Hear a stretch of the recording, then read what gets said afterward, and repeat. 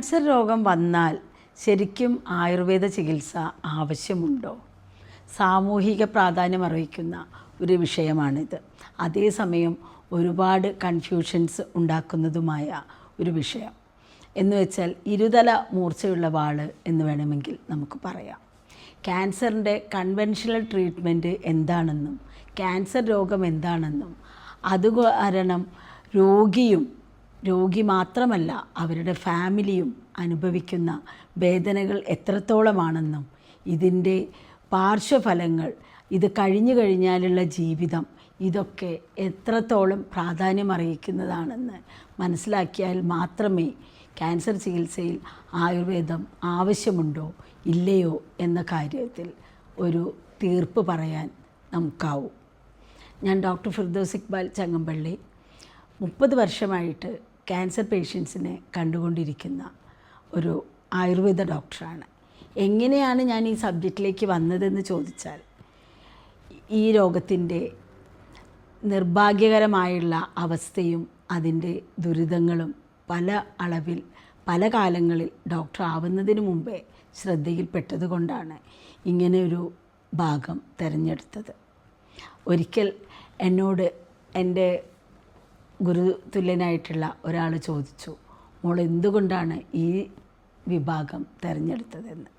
എനിക്ക് പറയാൻ ഒന്നേ ഉണ്ടായിരുന്നുള്ളൂ മറുപടി: കാരുണ്യം കൊണ്ട്. കാരണം ഈ രോഗത്തിന് മരുന്നില്ലെന്നും ഉള്ള മരുന്ന് തന്നെ, ആ ചികിത്സ തന്നെ ഒരു ട്രാജഡിയാണെന്നുള്ള അറിവും ഇതിന് വേറെ ഏതെങ്കിലും തരത്തിലുള്ള പരിഹാരമുണ്ടോ എന്ന ഒരു അന്വേഷണത്തിലേക്കാണ് എന്നെ നയിച്ചത്. എങ്ങനെയാണ് ഇതിൻ്റെ പ്രാധാന്യമെന്ന് പറയുന്നതിന് കടക്കുന്നതിന് മുമ്പ് ഞാൻ ഇന്നലെ എൻ്റെ ക്ലിനിക്കിൽ വന്ന ഒരു പേഷ്യൻറ്റിനെ കുറിച്ചും അതിൻ്റെ ചികിത്സാ അനുഭവവും പറയാം. പേഷ്യൻ്റ് എൻ്റെ അടുത്ത് വന്നപ്പോൾ അവർ പറഞ്ഞത്, അവർക്ക് ആദ്യമായിട്ട് കണ്ടത് ഒരു കോൺസ്റ്റിപ്പേഷൻ ആയിരുന്നു എന്നാണ്. എന്നുവെച്ചാൽ വയറ്റിന്ന് ശരിക്കും പോകുന്നില്ല. അതിനവർ ഒരുപാട് ഡോക്ടേഴ്സിനെ കണ്ടു, ആയുർവേദ ഡോക്ടറെ കണ്ടു, ഹോം റെമഡീസ് കണ്ടു, അതുപോലെ തന്നെ മോഡേൺ ഡോക്ടറെയും പോയി കണ്ടു. പക്ഷേ ചെറിയ ചെറിയ വ്യത്യാസങ്ങളും സുഖങ്ങളൊക്കെ കിട്ടിയിരുന്നു, പക്ഷേ പൂർണ്ണമായിട്ടും മാറിയില്ല. അങ്ങനെ ഇരിക്കുമ്പോഴാണ് അവരെൻ്റെ അടുത്ത് വന്നത്. വന്നു കഴിഞ്ഞപ്പോൾ ഞാൻ അവരോട് സ്കാൻ ചെയ്യാൻ പറഞ്ഞു. സംശയം തോന്നിയത് കൊണ്ട് ആദ്യം ഒരു USG ചെയ്തു. അതിലുള്ള സംശയം കൊണ്ട് തന്നെ അവരോട് കൊളോണോസ്കോപ്പി ചെയ്യാൻ പറഞ്ഞു. കൊളോണോസ്കോപ്പി ചെയ്ത് കഴിഞ്ഞിട്ട് പിന്നീട് ഞാൻ ആ പേഷ്യൻറ്റിനെ കണ്ടിട്ടില്ല.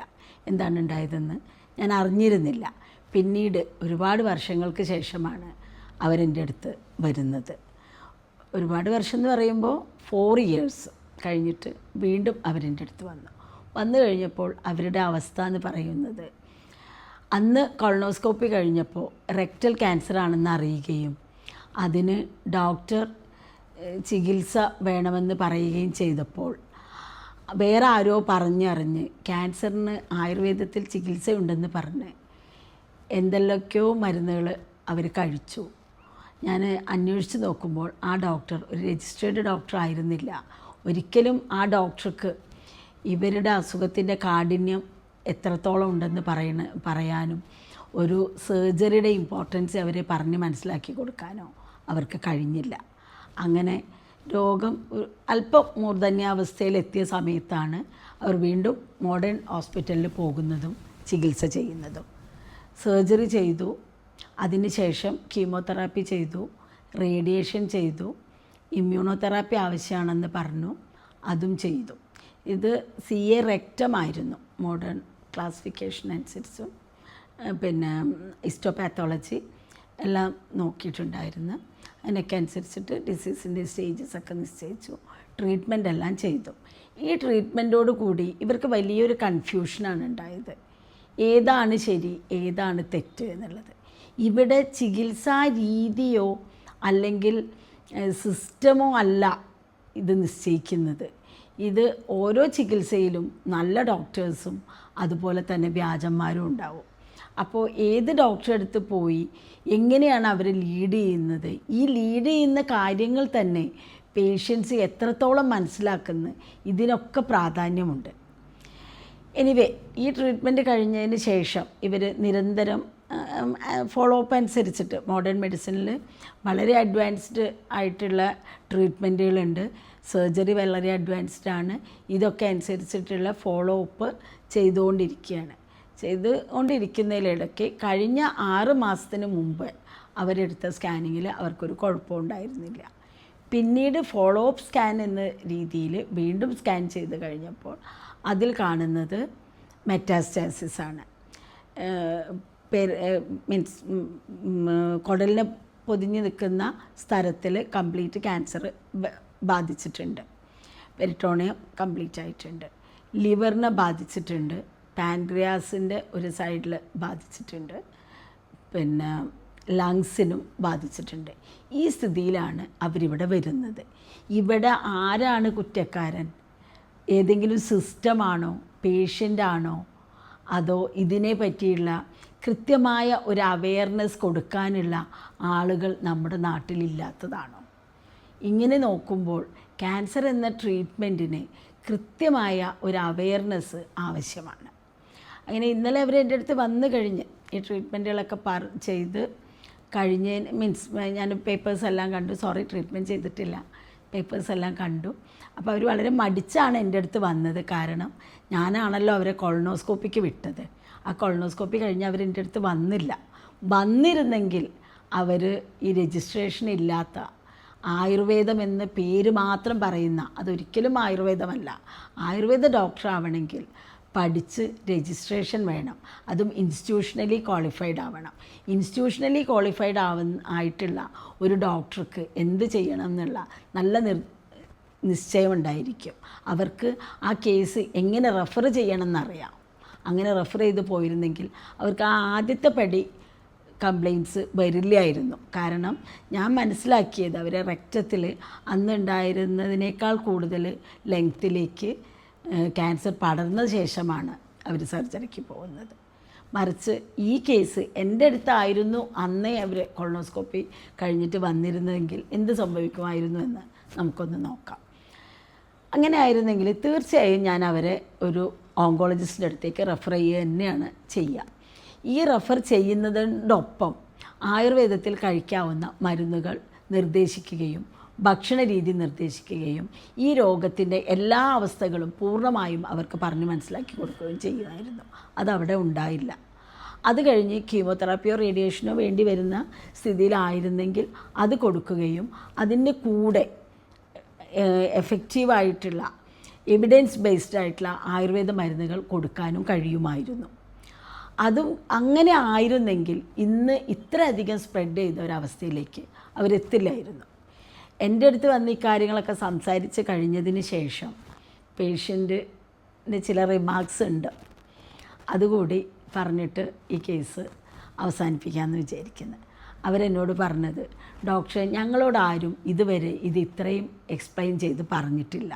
ഞങ്ങൾ പോകുന്ന സ്ഥലങ്ങളെല്ലാം ഫ്രീ ചികിത്സയുടെ ആയിരുന്നു. ഫ്രീ ചികിത്സയുടെ ഇടയിൽ മീൻസ് മെഡിക്കൽ കോളേജുകളിലാണ് അവർ പോയിട്ടുള്ളത്. അവർക്ക് സമയമില്ല, ഒരുപാട് പേഷ്യൻസ് ഉണ്ട്, ഒന്നും പറഞ്ഞു തരാൻ അവർക്ക് സമയം ഉണ്ടായിരുന്നില്ല. ഞങ്ങളോട് ഇതുപോലെ പറഞ്ഞിട്ടില്ല, ഫ്രീ ആയിട്ട് ചെയ്യുന്നതല്ലേ എന്നാണ്. ഫ്രീ ചികിത്സ എന്ന് പറയുമ്പോൾ അതൊരിക്കലും ഫ്രീ അല്ല എന്നാണ് നമ്മൾ മനസ്സിലാക്കേണ്ടത്.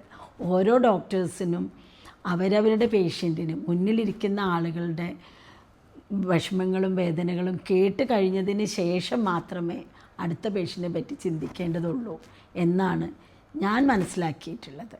കാരണം ഇവിടെ എന്താണ് അവിടെ ഫ്രീ ആയിട്ട് നൽകുന്നത്? ചികിത്സിക്കുന്ന ഡോക്ടേഴ്സിന് സാലറി ഉണ്ട്, അവിടെയുള്ള എല്ലാ സ്റ്റാഫിനും അതിനനുസരിച്ചിട്ട് സാലറി ലഭിക്കുന്നുണ്ട്. പിന്നെ മെഡിസിൻ ഒരു മെഡിക്കൽ കമ്പനിയും അവർക്ക് മരുന്നുകൾ ഫ്രീ ആയിട്ട് കൊടുക്കുന്നില്ല. എവിടെയാണ് അതിൻ്റെ ഫ്രീ എന്ന് എനിക്ക് മനസ്സിലായില്ല. പക്ഷേ ഞാൻ ഈ കാര്യം ഇവിടെ പറയുന്നത്, ഒരു രോഗം വന്നു കഴിഞ്ഞാൽ അതിനെ പറ്റിയിട്ടുള്ള പൂർണ്ണ രൂപം മനസ്സിലാക്കാൻ പേഷ്യൻറ്റിന് അവകാശമുണ്ട് എന്നുള്ളൊരു കാര്യവും അത് വ്യക്തമാക്കി കൊടുക്കണമെന്നും അങ്ങനെ വ്യക്തമായതിന് ശേഷം ചികിത്സ തിരഞ്ഞെടുക്കാൻ പേഷ്യൻറ്റിന് സ്വാതന്ത്ര്യമുണ്ടെന്നും ഉള്ള കാര്യം പറഞ്ഞ് മനസ്സിലാക്കാനാണ് ഇത്രയും പറഞ്ഞത്. അപ്പോൾ ഇത്തരം സന്ദർഭങ്ങളിൽ നമ്മൾ രോഗം വന്നു, സർജറി ചെയ്തു, കീമോതെറാപ്പി ചെയ്തു, റേഡിയേഷനും ചെയ്തു. ഇനി എന്തെന്ന് ചോദിക്കുമ്പോൾ ഈ പേഷ്യൻ്റ് അടക്കം എല്ലാവരും നമ്മളോട് ചോദിക്കുന്നൊരു ക്വസ്റ്റ്യൻ ഉണ്ട്. ഞാനെല്ലാം കൃത്യമായിട്ട് ചെയ്തു, പ്രോട്ടോക്കോൾ പ്രകാരം ഞാൻ ചെയ്തു, എന്നിട്ടും ഇപ്പം എന്തുകൊണ്ട് ഈ അവസ്ഥയിലെന്ന്. അതിനുള്ളൊരു മറുപടിയാണ്, ഒരൊറ്റ സിസ്റ്റത്തിൽ എല്ലാം ഉണ്ടെന്ന് ഉള്ള അഹങ്കാരം ആർക്കായാലും നല്ലതല്ലെന്നേ എനിക്ക് പറയാനുള്ളൂ. അങ്ങനെ നമ്മൾ അഹങ്കരിക്കേണ്ടതുണ്ടോ? ഡോക്ടേഴ്സ് അഹങ്കരിക്കേണ്ടതുണ്ടോ? അതുപോലെ തന്നെ പേഷ്യൻറ്റിന് അത്തരമൊരു വിശ്വാസം കൊടുക്കേണ്ടതുണ്ടോ? ക്യാൻസർ എന്ന രോഗം എന്തൊക്കെ പറഞ്ഞാലും അതിൻ്റെ ഭീകരത തുടർന്നുകൊണ്ടേ പോവുകയാണ്. പ്രോട്ടോകോൾ അനുസരിച്ച് ട്രീറ്റ്മെൻറ്റ് ചെയ്യണം. മോഡേൺ മെഡിസിനിൽ ഒരുപാട് അഡ്വാൻസ്മെൻ്റ് ഉണ്ട്. പക്ഷേ പലപ്പോഴും കോംപ്ലിമെൻ്ററി ആയിട്ട് കൊടുക്കുന്ന ചികിത്സകൾ പേഷ്യൻറ്റിനെ ലോങ് ടേം സർവൈവലിന് ഉതകുന്നതാണ്, റിക്കറൻസ് കുറക്കുന്നതാണ്. റിക്കറൻസ് എന്ന് പറയുമ്പോൾ രണ്ടാമതുള്ള വരവുകൾ, അതിൻ്റെ കാഠിന്യം കുറക്കുന്നതാണ്.